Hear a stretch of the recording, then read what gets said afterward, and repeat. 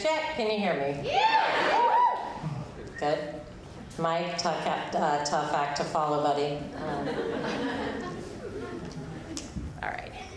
There is various lore why we cheers when we're drinking with others. For example, during medieval times, it was used as poison control. Clink your steins together forcefully, drops from the glasses go into everyone's drinks, and then you know if you're poisoned or not. Now, the more unknown part of cheersing is why we clink glasses, then tap the bar, and then shoot. Some say it's to honor those that are no longer with us. Others say it's to honor the establishment. But I say it's to honor the most important person in the room, the bartender. Bartenders are the best people in the world. If you're the hiring manager for any job and you see bartender on the resume, hire them. Oh, you need a multitasker? Someone that thinks fast on their feet? A real problem solver? Try a bartender any night of the week with 6 drinks in their head, 5 people staring at them, doing mental math, telling some asshole, no, I will not charge your phone, also keeping an eye on the creepy jerk off in the corner that could be a problem, and skipping Chumbawamba on the jukebox because that band fucking sucks. For those of you that have never tended bar, you may think that the most loved and prosperous shift is a Friday or Saturday night. And of course, these are coveted bar shifts. Any late night establishment is going to be packed. But these customers are day walkers. They're 9-to-5ers, they're paper pushers. These people have holidays and weekends off. What we are talking about, the best night of the week, is the Sunday night bar shift. This is when industry folks emerge from their cave after working those long weekend shifts. They have money to spend, they want to sit, talk, and drink. And this is when a bar becomes a third space. What is a third space? A third space is a location you choose to spend your time.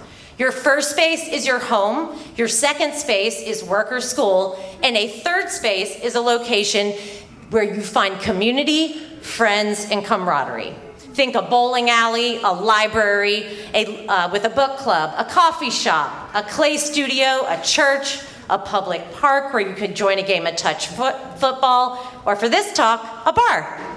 Now, I understand centering social time around alcohol is not the healthiest way to find community for everyone, but for me it actually is. In the past 50 years, there has been a huge decrease in Americans just hanging out. In 2023, just 4.1% of Americans attended or hosted a social event or party on the average weekend or holiday, a 35% decrease from 20 years earlier. Why? Hustle culture, social media, the rise of rugged individualism. Also, COVID-19. A loneliness epidemic? Yeah, you fucking think? The lack of empathy for people that are different than you? A population that is continuously in an echo chamber? Yeah, y'all, this isn't fucking good. So, how do we fix this? I believe we can look to my old Sunday night bar shift. I was a bartender for 7 years at a music venue, dive bar, and restaurant in the Shaw neighborhood of Washington, D.C. at the corner of 9th and U Street.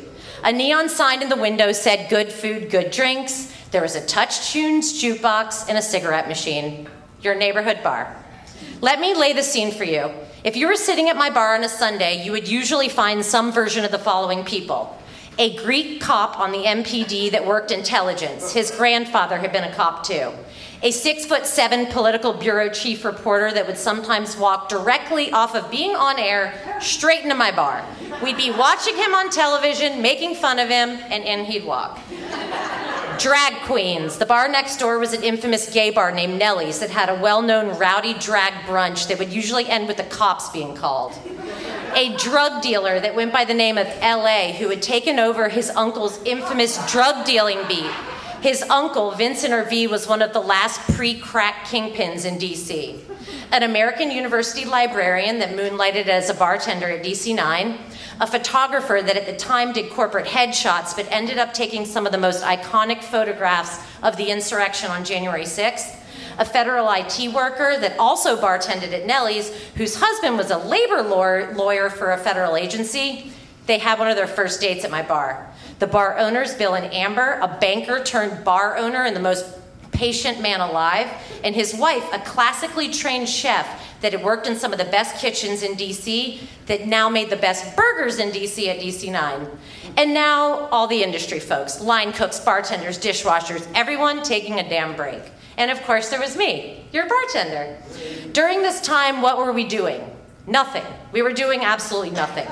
Any number of people would save the Washington Post crossword puzzle from the week and we'd sit there and do it together, yelling out clues and finishing them. The jukebox would be loaded with Bob Seger, the Wu-Tang Clan, Chuck Brown, Biggie, and the occasional Chumbawamba. I fucking hate that band. I poured Jameson shots and cracked open Natty Bows, and people would order rounds of garlic fries, and we'd cut burgers in half and share them. We'd talk about life, work, family, jobs, death, and everything. When the drug dealer was having a baby with a stripper, the American University librarian went to the baby shower at the strip club.